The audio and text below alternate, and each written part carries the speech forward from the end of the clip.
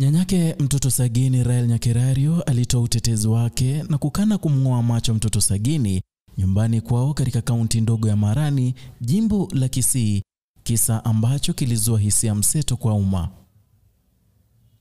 Akitoa maelezo ya kina ya matukio ya siku hiyo ambayo mtoto Sagini mwenye umri wa miaka 3 alingolewa macho katika hali isiyoeleweka, bibi yake aliambia mahakama kuwa hakumngoa macho mtoto Sagini kinyume na vile Sagini alivyoiambia mahakama. Mtoto Sagini alipowasilishwa kotini kwa njia ya mtandao, aliambia mahakama kuwa nyanyake alimngoa macho kwa kutumia mikono yake mwenyewe. Katika ushuhuda wake, Rael Nyakerario mwenye umri wa miaka 70 alisema kuwa alimchapa mtoto Sagini kwa kosa alilofanya la kuchafua sufuria ya kupikia chai. Vilevile alibaini kuwa babake Sagini na Ochogo, ambaye ni mshukiwa mkuu, hawakuwa nyumbani alipokuwa akimchapa baby Sagini.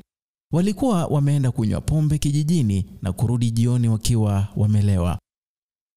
Nyakerario aliambia mahakama zaidi kuwa baada ya kugundua kuwa mtoto huyo hayupo, alianza kumtafuta akiwa na babake Sagini, ambaye baadaye alilalamika kuwa anahisi baridi na kurejea nyumbani saa 3 usiku, akamwacha akiendelea kumsaka mtoto huyo.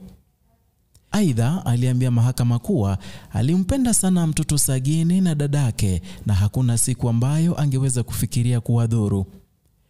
Hakimu mkazi mkuu wa mahakama Christine Ogweno alisema pande zote zinafaa kuwasilisha mawasilisho katika kikao kijacho kitakachokuwa tarehe 26 Mei mwaka huu baada ya kesi ya utetezi kukamilika.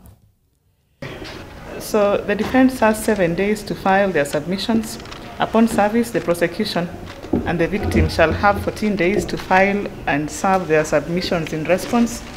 We come back for mention on the 26th of May this year to confirm filing of submissions and for highlighting of submissions by parties. Washukiwa hao Rael Nyakerario, Pacifica Nyakerario na Alex Ochogo walikamatwa na kushtakiwa kwa madhara makubwa kwa kumngoa macho mtoto Sagini kati ya tarehe 14 na tarehe 15 Disemba mwaka 2022. Wote walikanusha mashtaka na walifungwa katika magereza makuu ya Kisii wakizidi kuhudhuria kesi. Edwin Mokaya, Agr Kisii.